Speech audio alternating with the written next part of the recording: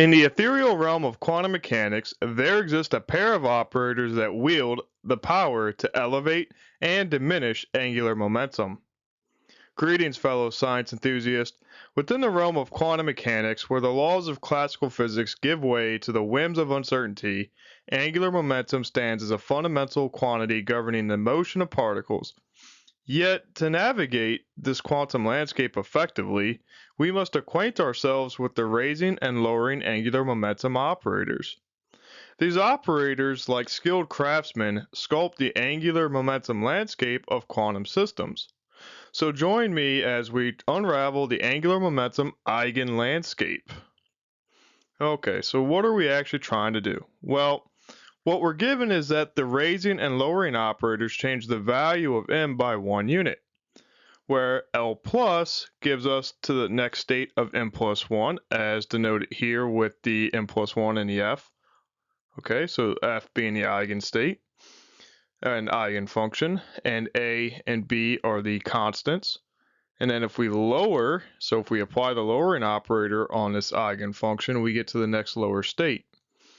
Okay, so then the real question is, what are they being a and b, if the eigenfunctions are to be normalized? Okay, let's take a quick look at the diagram, and we see that here we have a variety of ranges of m, which cover the allowed values based on L, but we can go from one state to the next, to the next, to the next, and when we do so, you see our h-bar level changes, but also we see that the length of this vector stays the same throughout all of these states, and that's because we're normalized. So, in order to do this, in order to get to the resolution point of this question, we have to make a few pit stops. That being said, by the end of this video, you will know how the proof of Hermiticity looks like for these operators. You'll also have to encounter some new notation, which is definitely going to be beneficial if you want to continue on in quantum mechanics and in physics in general. Not to mention, we're going to have to use eigenvalues and eigenequations all over, so you will definitely be well aware of that for the angular momentum.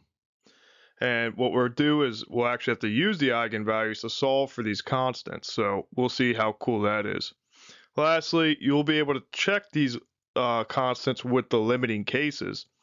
Just like we did with the harmonic oscillator back in chapter 2, we can only rise so high to the top rung, and we can only lower so low to the lowest rung, and we'll see how that works out. Before we start, I'd like to mention there's a free companion PDF available for you to follow along. And in this particular case, you might just want it because I tended to ramble in the write-up on this, so you might just want to look at that. So, but that being said, you can access that with the link below. And yep, let's dive in. Okay, so first and foremost, we have a lot that's going on that we need to get our head wrapped around in order to solve this particular question. What we know is that for the raising and lowering operators, which are defined via the components of the angular momentum, what we have to do is show that they are Hermitian in both cases, so that when we go to find the Eigen-equation and take the products, dot products, inner products with the two vectors, that everything matches and we can get the proper form we need. That being said, what we know is that angular momentum is the cross product of the position vector and a linear momentum. That cross product yields us a three-dimensional entity, which is the angular momentum vector.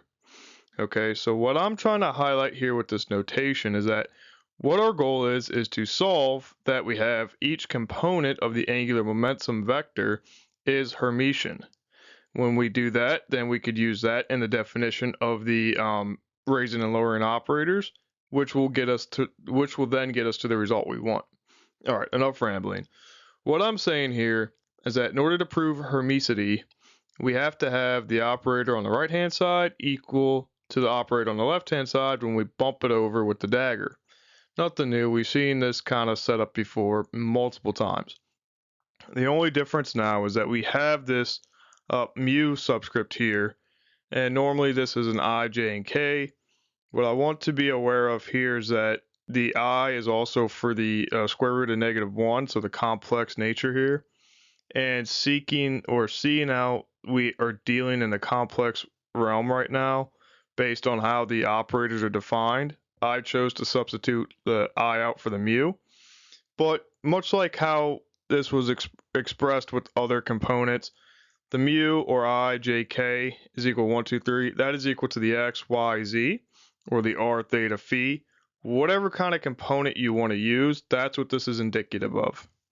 Okay, and this is clearly easier to solve in a general landscape with these indices instead of having to do a case-by-case analysis for every single setup that we possibly have for every single L component of the cross product.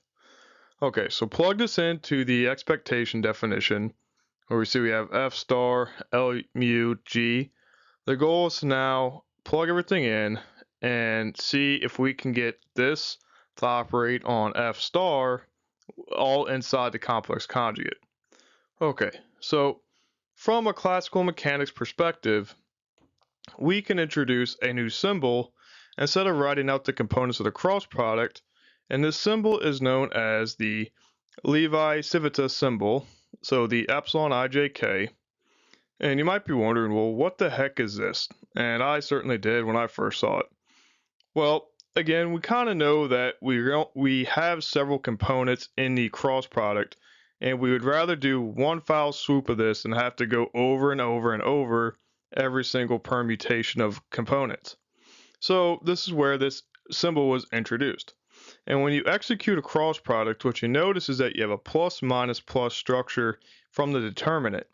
And this symbol highlights that when we have, via the permutations of these indices, we have a +1, -1 for I, j, k for even permutations and odd permutations.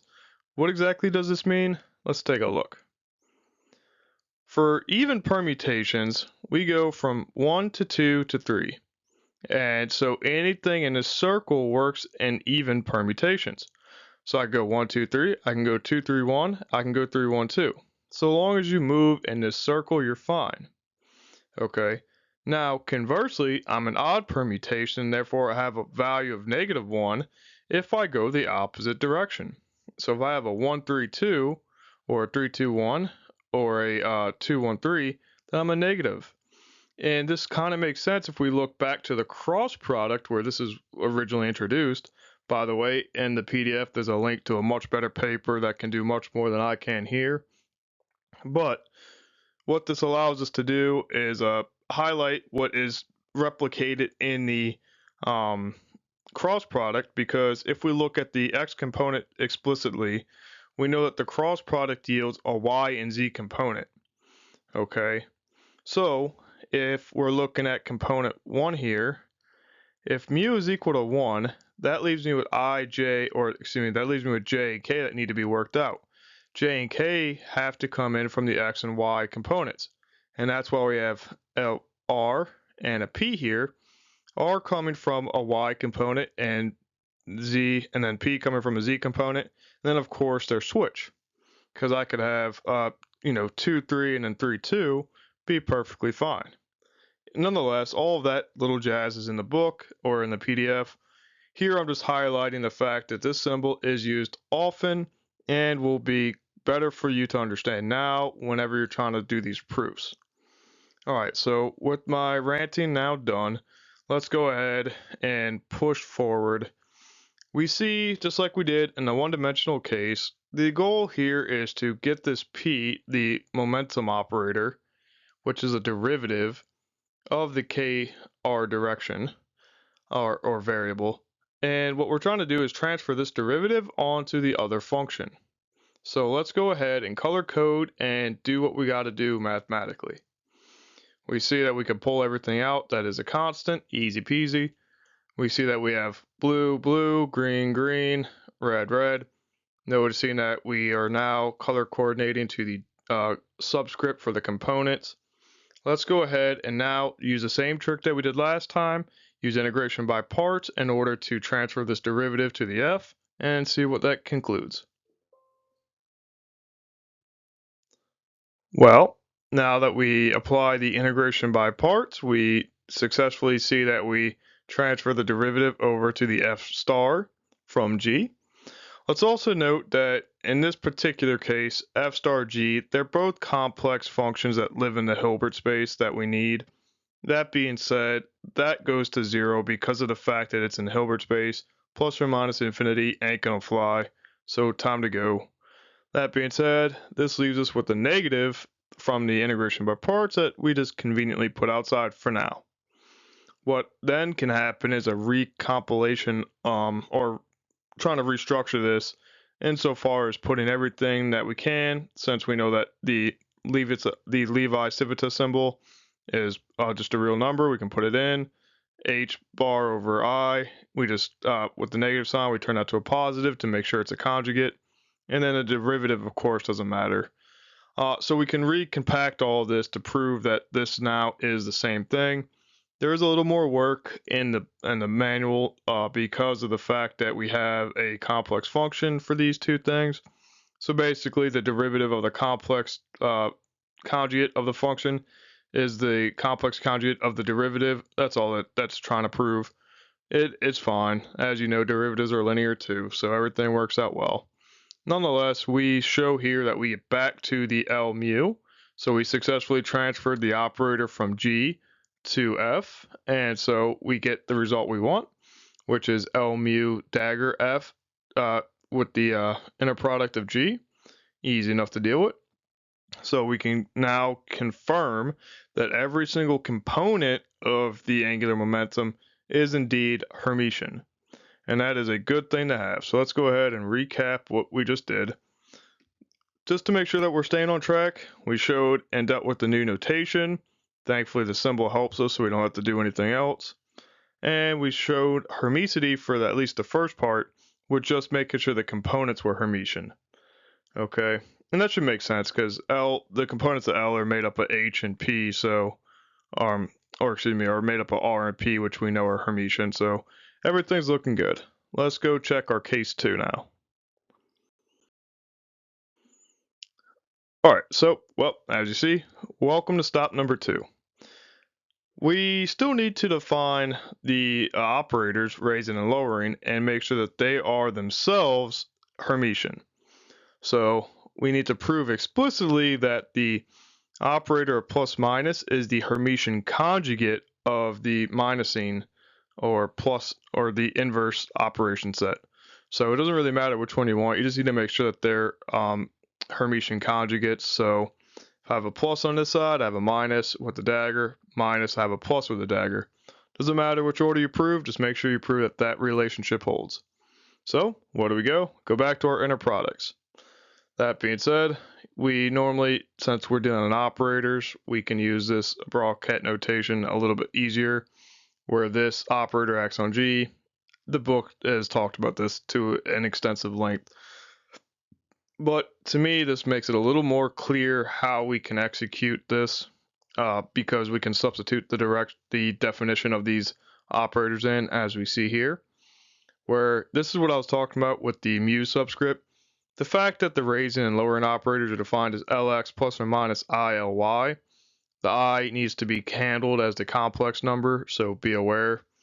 Nonetheless, linearity allows us to go ahead and shove this through just like we had done with commutator brackets and other inner product relations. Easy peasy.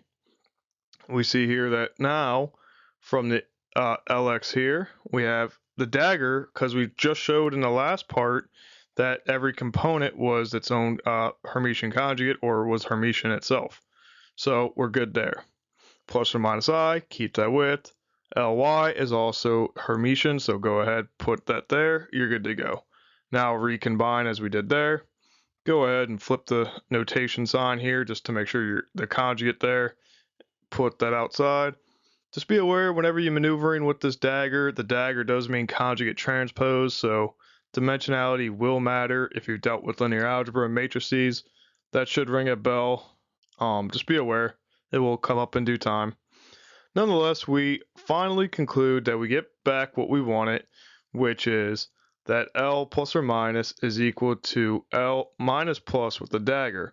So we convinced ourselves and proven that we have everything we need for the Hermitian part of this.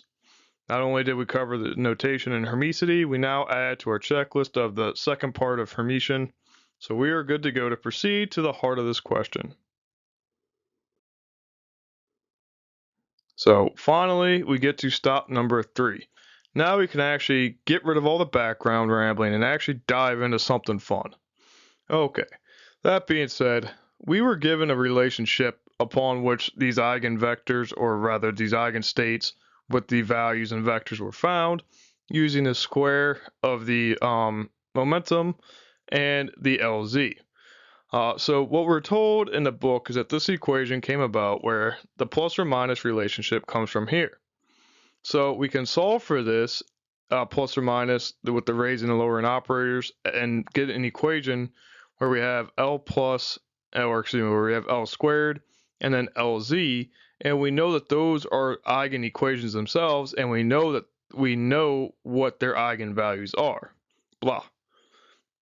Okay, so here we see that the square is just the square of all the components, easy peasy, and LZ, what we were given in the algebraic set of this, in the algebraic theory of angular momentum, was that L squared gave us an H squared, L plus 1, cool. And then what we see here is that LZ gives us the H bar M. Just be aware, slightly different definitions, and they depend on different things. The square depends on the L, and the Z depends on the M. Okay, be aware that will be important when we substitute in and we see how they manipulate. Nonetheless, if we want to find the amplitudes, i.e. we want to find the constants of these eigenequations for the raising and lowering operators, we have to take their inner product. And this is where the whole framework of what we just did comes to fruition. Let's check it out. Okay, so back to the inner product of this thing now. We see that we have an L plus minus and then an L minus plus, so we're raising, lowering, lowering, raising. We're going to have to use what we just shown back in stop 2 with the fact that this operator is its Hermitian conjugate, which we'll see here in the purple if you want to look ahead. But nonetheless, the inner product over here is just the composition of these parts, which we know the values of. Okay, cool. So recall then that this notation allows us to break this into a braw vector and a ket vector. So here I have the function and an operator. I have an operator and a function. This here is the braw vector. This here is the ket vector. I can now take the transpose with a couple other steps in between and get two matching vector styles. And I just need to be careful because there's a little bit of work to deal with the dagger notation and the making sure everything is lined up dimensionally. Check the PDF for that.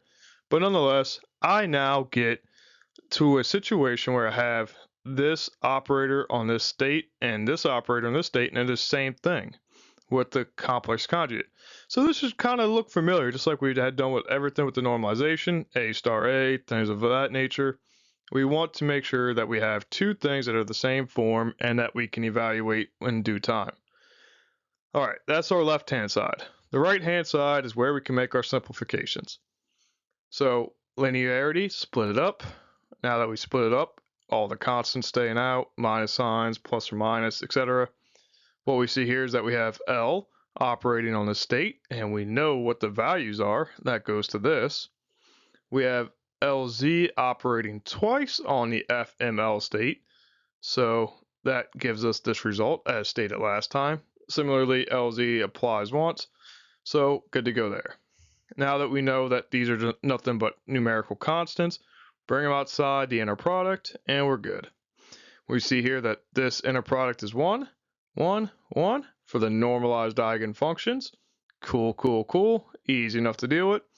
This brings us down to that fact that we have a plus minus minus plus in the inner product gives us a value of h bar squared when we factor it out. See one here, here, and here. Easy enough. And then from the L squared, we have an L plus 1 And then from the LZs, we have our m minus plus 1.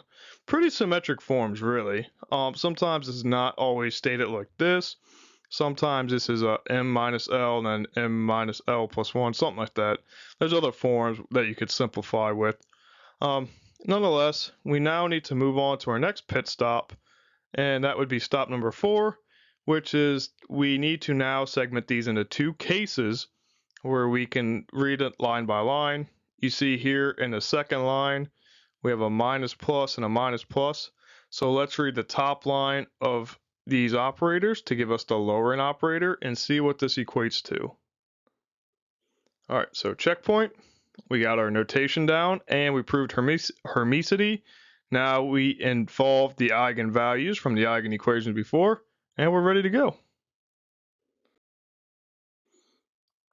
All right, so for the lowering only, indicated with the subscript red, negative, of course, we go to the next lowest state. And so what this turns into is this equation turns into the Eigen-equation, where now we're dealing with the vector form. Again, these ket vectors are just representative vectors. So be a little, aware.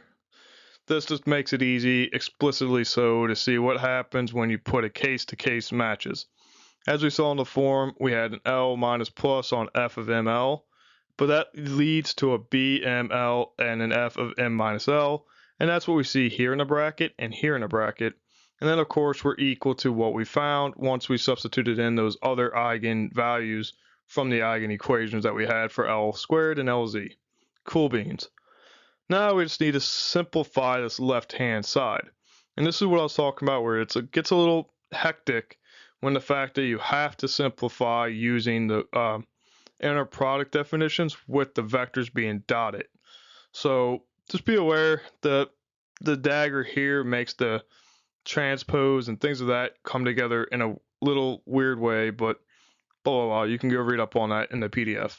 The important part here is that now we get a BML star or dagger with another BML, and that gives us to a magnitude squared with the two states similar together.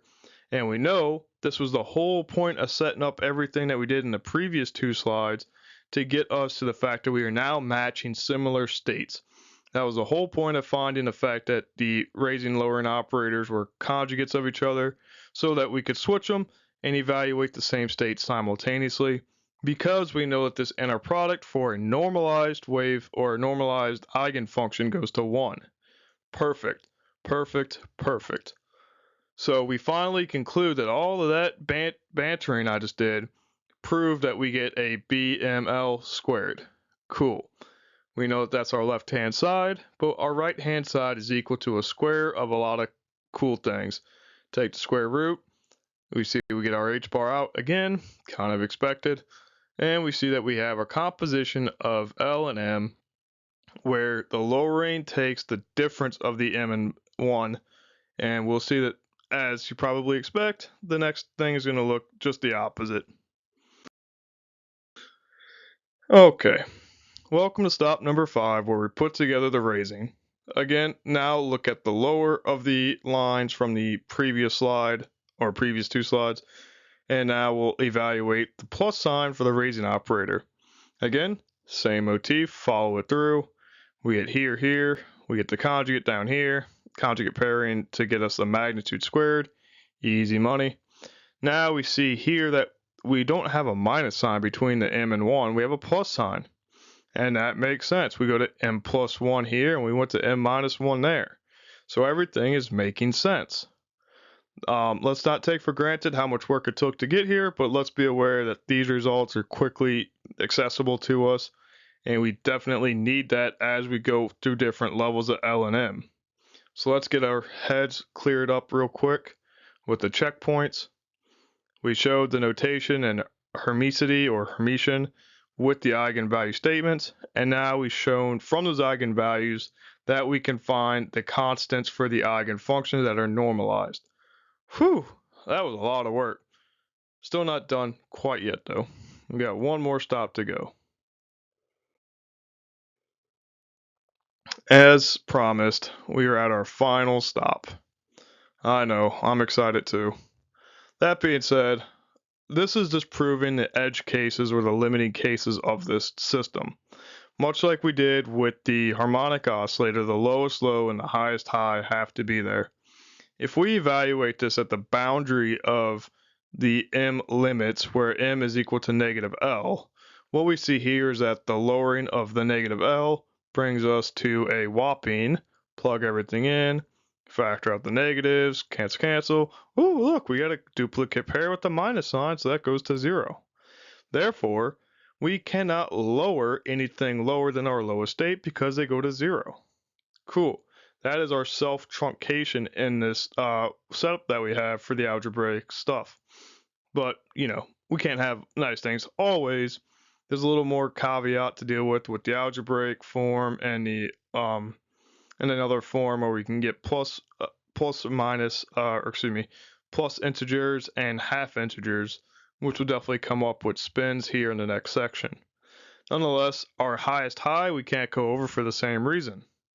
Note here that if we plug in plus L on the raising operator, or which is the other bound of M, we see that we get, once again, a duplicate with a negative, and that goes to 0. How cool is that? The theory of this is just magnificent. I can't understand how they came up with it, but sounds like they had a lot of coffee nonetheless. That was a very long journey. Probably overcomplicated it, but I'd rather show you guys or gals, humans of interest in this quantum world. I'd rather show you all the other realm of proofing that we have, because that symbol does come up, and it's seen in E and M, especially in Jackson.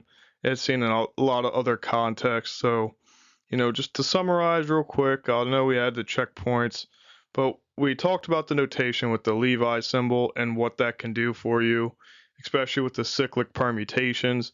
If you want to go higher in this, you're going to see it again because we have other algebraic structures that need to be examined. So that will happen. Check out the PDF that I attached in the reference links, because that is a much nicer way of diving into a couple different examples. We also talked about being Hermitian and the necessary progression down. We can't just assume that the components were Hermitian, although the author does kind of tell us it's okay. We show the components were, and then we showed that the operators were, with the component getting cleared. From the operators being Hermitian, we were able to then set up our Eigen-equations to find the eigenvalues, and then from those we found the constants. Easy peasy once we got through all this mess up here. And then finally, we were able to evaluate the limiting cases, which was easy enough. That was the easiest part of the whole thing. Go to the left bound and then lower, go to the right bound and raise it, and you see that you both end up at 0, so you're good to go. That being said, that was fun. This has been a learning experience for everybody, especially me, composing new things, playing with new toys and mics and all this other stuff. So thanks for bearing with me. That being said, please consider supporting this channel by subscribing and sharing this curiosity. The books, notes, and other reference materials are going to be found below. If you have any questions, please comment or reach out. This stuff is really cool and really fascinating. Sometimes in my rambling state, I don't always say everything perfect the first time, so definitely feel free to reach out. As always, thank you for watching, and until next time, stay curious.